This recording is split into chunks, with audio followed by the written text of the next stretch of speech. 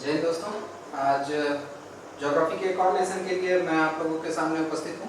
मैं विकेश स्वर्णकार क्लासेस में आप लोगों का स्वागत करता हूँ।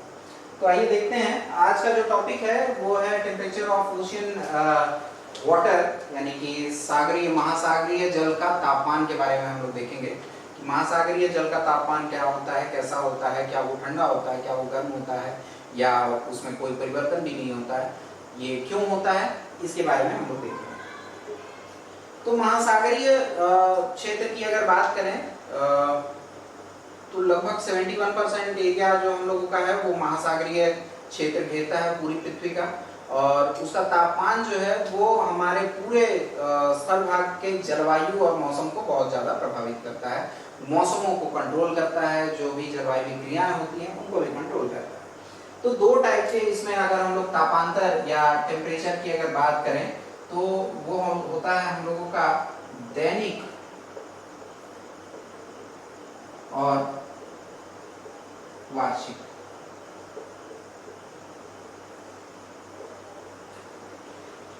टेम्परेचर, डेली टेम्परेचर और ईयरली टेम्परेचर। तो अगर डेली टेम्परेचर की सबसे पहले हम लोग बात करें तो डेली टेम्परेचर में ओशियंस का जो टेम्परेचर फ्लक्चुएशन है वो बहुत ज़्यादा हम लोगों को वेरिएशन उसमें दिखते नहीं है। मतलब कि ना तो सागर का जल जो है वो एक दिन में बहुत ज़्यादा जल्दी गर्म हो जाता है और ना तो बहुत ज़्यादा जल्दी ठंडा हो जाता है, ये हम लोगों को देखने के लिए बहुत कम मिलता है।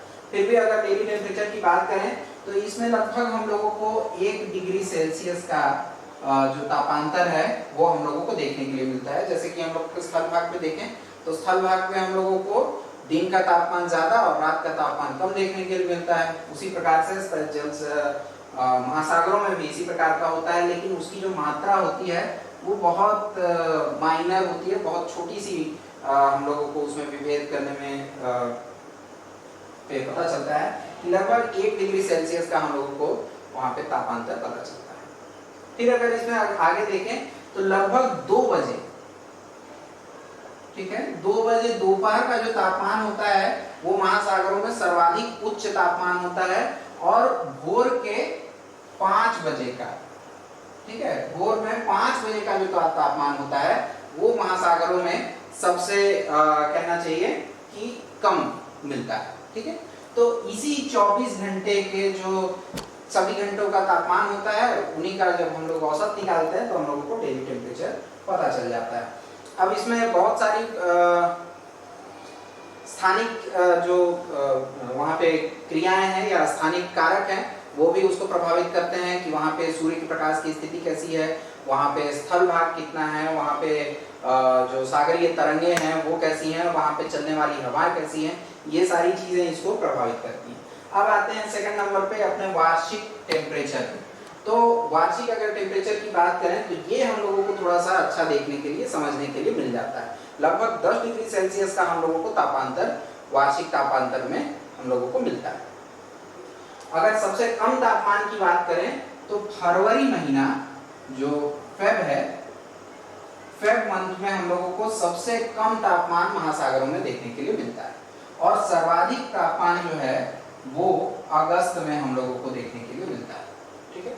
जैसे दिन और रात में हम लोगों को देख रहे थे तो 2 बजे सर्वाधिक और रात में भोर में 5 बजे सबसे कम मिल रहा था, वैसे ही फेब में सबसे कम तापमान महासागरों का होता है और अगस्त में ये सर्वाधिक हम लोगों को देखने के लिए मिलता है। अगर औसत तापमान की हम लोग बात करें तो महासागरों का जो औसत तापमान होता है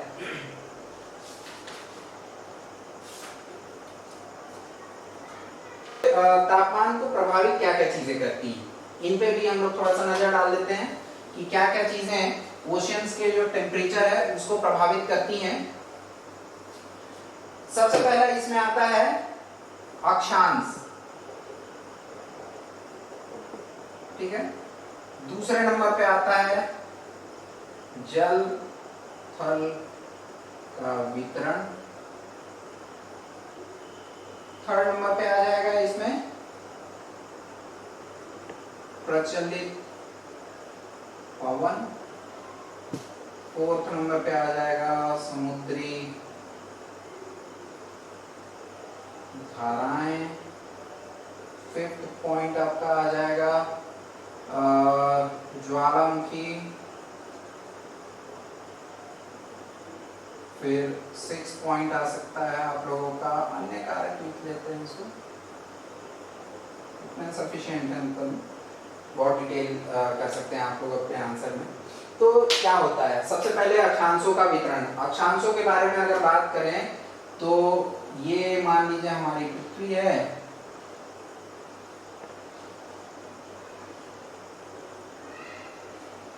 ठीक है, 0 डिग्री, 23.5 डिग्री, कर्क रेखा, मकर रेखा और भूमध्य रेखा। जैसा कि हम लोग जानते हैं कि जो कर्क रेखा है और मकर रेखा है, इन्हीं के बीच में जो सूर्य है वो मूव करता है, कभी कर्क रेखा पे चमकता है और कभी मकर रेखा पे चमकता है। तो अक्षांशीय अगर बात करें तो जो सूर्य की सीधी किरणें होती हैं वो भूमध्य रेखा पे पड़ती हैं, ठीक है।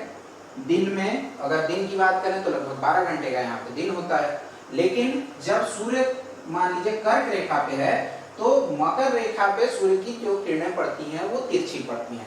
इसका मतलब है जब तिरछी किरणें पड़ेंगी तो उनको वायुमंडल का ज्यादा एरिया कवर करना पड़ेगा, ज्यादा उसमें जाना पड़ेगा और उनकी जो ऊष्मा क्षमता होती है वो कम हो जाती है, जिसके चलते दक्षिणी गोलार्ध में उस समय ठंड आ जाती है। वैसे ही अगर जब सूर्य मकर रेखा पे चमकता है तो हमारा जो उत्तरी गोलार्ध है, उत्तरी गोलार्ध में ठंड आ जाती है ना। तो उसी प्रकार से सागर भी जो होते हैं वो ठंडे और गर्म होते रहते हैं। जब यहाँ पे सूर्य सीधा चमकेगा तो यहाँ के तापमान, सागर का तापमान अधिक हो जाएगा, और जब कर्क रेखा पे चमकेगा तो उत्तरी गोलार्ध में सागरों का जो तापमान है वो ज्यादा कम और ज्यादा हो जाता है। लेकिन यहाँ पे एक ध्यान देने वाली बात ये है कि जो हमारा उत्तरी गोलार्ध है उसको हम लोग स्थल गोलार्ध कहते हैं और दक्षिणी गोलार्ध को हम लोग जल गोलार्ध कहते हैं, क्योंकि हमारा उत्तर जितने भी हमको देखने के लिए जो भी स्थल भाग मिल रहा है वो ज्यादा का ज्यादा कहाँ मिल रहा है, उत्तरी गोलार्ध में, और जो दक्षिणी गोलार्ध है उसमें हम लोगों को कम स्थलीय भाग देखने के लिए मिलता है। इसीलिए तापांतर दक्षिणी गोलार्ध में हम लोगों को बहुत कम देखने के लिए मिलता है, ठीक है। अब अक्षांश रेखाएं और कैसे प्रभावित करती हैं, तो हम लोगों को जब देखते हैं कि यहाँ पे इस भाग में हम लोगों के बहुत सारे छोटे छोटे, चाहे वो भूमध्य सागर हो, चाहे वो काला सागर हो, चाहे कैस्पियन सी हो, या इस भाग के जो छोटे छोटे सागर वगैरह हैं, लाल सागर है, फारस की खाड़ी है, भूमध्य सागर है, ये बहुत सारे छोटे छोटे और स्थल भाग से घिरे हुए यहाँ पे सागर, और ये अटलांटिक महासागर, प्रशांत महासागर का भी अगर भाग हम लोग देखें तो ये भाग ऊपर वाला जो है वो कम चौड़ा है। तो आसपास के क्षेत्र से या स्थलीय भाग से ये बहुत ज्यादा प्रभावित हो जाता है, क्योंकि स्थलीय भाग जल्दी ठंडे होते हैं और जल्दी गर्म होते हैं, तो उसका प्रभाव महासागरों पे भी पड़ता है। यही कारण है कि जो अक्षांश रेखाएं हैं, सूर्य की जो प्रकाश है उसका भी प्रभाव इन अक्षांश रेखाओं पे पड़ता है, और अक्षांश रेखाएं जो है, अक्षांश में जो सागर का भाग है वो किस एरिया में पाया जा रहा है, वो किस अक्षांश पे है, वहां से उसका सागर का तापमान निर्धारित होता है। अगर वो सागर महासागर बीच में है तो उसका सागर का तापमान बहुत अधिक, मतलब सामान्यतः अधिक ही रहता है, और जैसे जैसे वो ध्रुवों की ओर बढ़ता जाता है तो सागर का जो जल का तापमान है वो ठंडा हो जाता है, और जैसे ही वो नॉर्थ पोल और साउथ पोल के पास पहुंचता है तो सागरीय जल का तापमान एकदम शीतल हो जाता है और फ्रीजिंग हो जाता है। यही कारण है कि यहाँ पे बर्फ जमी होती है। सेकंड पॉइंट, जल थल का वितरण। जल थल का वितरण मैंने अभी इस पॉइंट में आप लोगों को बताया कि कैसे जल थल का जो वितरण है वो प्रभावित करता है जो हमारा नॉर्थ हेमिस्फीयर है और सदर्न हेमिस्फीयर है। ये नॉर्दर्न हेमिस्फीयर में हम लोगों को स्थलीय क्षेत्र ज्यादा देखने के लिए मिलता है, स्थलीय क्षेत्र जल्दी गर्म हो जाता है, जल्दी ठंडा हो जाता है, इसका प्रभाव आसपास के सागरों और महासागरों पे भी पड़ता है। वैसे ही अगर देखें तो जल भाग जो सदर्न हेमिस्फीयर है हमारा, वो पूरा का पूरा लगभग हम लोगों को जल से घिरा हुआ मिलता है, क्योंकि जल देर से ठंडा होता है और देर से गर्म होता है, तो इसका भी प्रभाव हम लोगों को साथ में देखने के लिए मिलता है दोनों गोलार्धों में। फिर प्रचलित पवनें, अब पवनें क्या प्रभाव डालती हैं, तो सीधा सा है कि अगर ऊपर से ठंडी पवन बह रही है, पवन सागरीय भाग के ऊपर से ठंडी ठंडी पवन बह रही है, तो वो क्या कर देगी, पानी को ठंडा कर देगी। अगर उसके ऊपर से गर्म हवा बह रही है तो वो सागरीय भाग को क्या कर देगी, गर्म कर देगी। अब इसमें होता क्या है, जैसे कि अगर ठंडी और गर्म की बात करें तो यहाँ पे हरमट्टान चलती है, अफ्रीका के मरुस्थल से चलने वाली जो हवा है हरमट्टान, बहुत गर्म हवा सहारा मरुस्थल से चलती है, आसपास के क्षेत्रों को भी वो क्या कर देगी, गर्म कर देगी। लेकिन वहीं अगर रसिया की बात करें या इधर से चिनूक पवनों की बात करें तो वो चिनूक पवनें ठंडी होती हैं और वो क्या कर देंगे, उसको ठंडा कर देंगे सागरीय तापमान को। तो ये सारा प्रभाव पड़ता है। नेक्स्ट पॉइंट आते हैं सागरीय धाराओं पे। तो सागरीय धाराएं क्या करती हैं, सागरों में भी दो प्रकार की धाराएं, या अगर बोला जाए कि धाराएं होती क्या है, तो महासागरों के अंदर बहने वाली नदियां होती हैं, ठीक है। वो दो प्रकार की होती हैं, एक ठंडी होती है, एक गर्म होती है। अब जब हम लोग देख रहे हैं कि जो बीच वाला भाग है पृथ्वी का, यहां से इधर देख लेते हैं, पृथ्वी के बीच वाला भाग जो कि ज्यादा गर्म है किसके मुकाबले, ध्रुवों के मुकाबले, तो वहां पे भी जो धाराएं बनेंगी वो कैसी होंगी, गर्म बनेंगी। यानी कि इस भाग भूमध्य रेखा के आसपास सूर्य का जो तापमान है वो ज्यादा पड़ता है, जो प्रकाश ज्यादा पड़ता है, और इस क्षेत्र में कम पड़ता है। तो यहाँ से जो चलने वाली जो धाराएं निकलती हैं, धाराओं के चलने का कारण अलग अलग हो सकता है, वो तापमान में भी भेद हो सकता है, वो घनत्व में भी भेद हो सकता है, वो लवणता में भी भेद हो सकता है, ठीक है। तो इन कारणों से धाराओं की उत्पत्ति होती है। तो ये धाराएं आपस में जब आगे आगे बढ़ती हैं तो आसपास के क्षेत्रों को और आसपास के जल क्षेत्र को भी वो क्या करती हैं, प्रभावित करती हैं। इस क्षेत्र से गर्म जल धाराएं निकलती हैं और ऊपर वाले क्षेत्र से ठंडी जल धाराएं निकलती हैं। जैसे गल्फ स्ट्रीम की गर्म जल धारा है, लेब्राडोर की ठंडी जल धारा है, तो वो आसपास के क्षेत्र को बहुत ज्यादा प्रभावित करती है, ठीक है। वैसे ही हम लोग देखें फिर ज्वालामुखी कारक हो जाते हैं। ज्वालामुखी चूंकि आप लोग जानते ही हैं कि गर्म होगा, जिस भी अगर सागर क्षेत्र में वो फटता है तो ज्वालामुखी का जो लावा है वो सागरीय जल के तापमान को क्या कर देगा, बढ़ा देगा। अगर ज्वालामुखी सागरीय तल के नीचे से वो निकल रहा है, वहां पे ज्वालामुखी विस्फोट हो रहा है नीचे से, तो वहां पे का भी जो जल होगा वो भी क्या हो जाएगा, धीरे धीरे गर्म हो जाएगा, और वही जल की जो तरंगे हैं वो धीरे धीरे ऊपर आएंगी और ऊपर के जल को भी क्या कर देंगी, गर्म कर देंगी। तो ये कुछ कारक हो गए, महत्वपूर्ण कारक, जो कि सागरीय जल के तापमान को बढ़ा देते हैं। अब अन्य कारक क्या हो जाते हैं, अन्य कारकों में आपके स्थानीय कारक हो सकते हैं, वो स्थानिक मौसमी दशाएं हो सकती हैं, वो सागरीय तूफान हो सकते हैं, चक्रवात हो सकते हैं,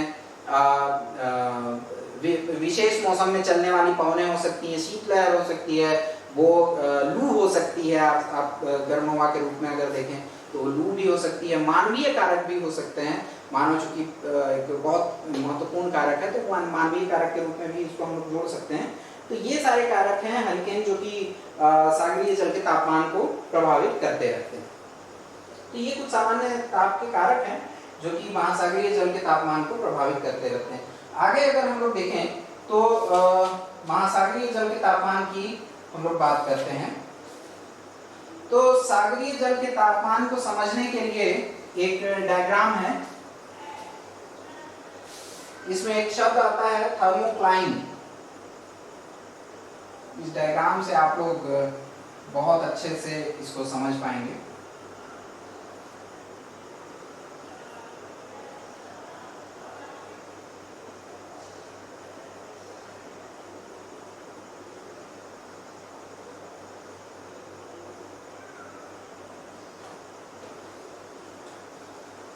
क्या होता है थर्मोक्लाइन, ये जो भी मैं लिख रहा हूँ, ये जो दूरी या गहराई है ये मीटर में है।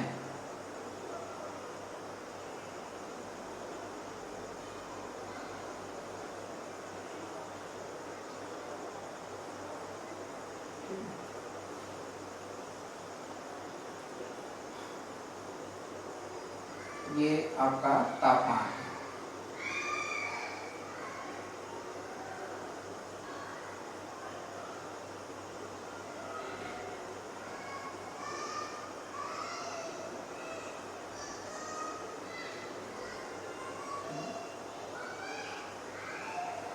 सागरीय जल का जो तापमान है वो अगर एक सामान्य ताप की बात करें तो लगभग 35 डिग्री सेल्सियस हम लोगों को सागरीय जल का तापमान देखने के लिए मिलता है।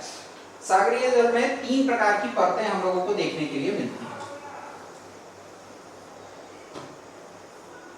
पहला होता है ऊपरी परत, दूसरा आता है थर्मोक्लाइन और थर्ड है निचली। ऊपरी परत की बात करें तो लगभग 500 मीटर की जो गहराई है, 500 मीटर की गहराई को हम लोग ऊपरी परत कहते हैं। ये जो ऊपरी परत होती है ये बहुत जल्दी ठंडी और बहुत जल्दी गर्म हो जाती है, मतलब कि इस पर बहुत प्रभाव पड़ता है तापमान का। जो भी ऊपर की चलने वाली हवाएं हैं, चाहे जो सागरीय धाराएं हैं, वो बहुत ज़्यादा इसको प्रभावित करती हैं, लेकिन इसका टेम्परेचर फ्लक्चुएशन जो होता है वो बहुत कम होता है। हमको समझ में भी नहीं आएगा, इतना कम होता है। तो अगर सागरीय तापमान की अगर हम लोग बात करें तो मान लीजिए कि यहाँ पे का ऊपर का जो टेम्परेचर है वो 30 डिग्री सेल्सियस है, तो नीचे आते आते हुए ये 27 या 28 डिग्री सेल्सियस का हम लोगों को देखने के लिए मिलता है। ठीक है, लेकिन जब हम लोग 500 मीटर से नीचे जाते हैं तो वहां पे सागर की जो वहां पे सागरीय जल का जो तापमान होता है वो बहुत तेजी से कम होता है। ठीक है,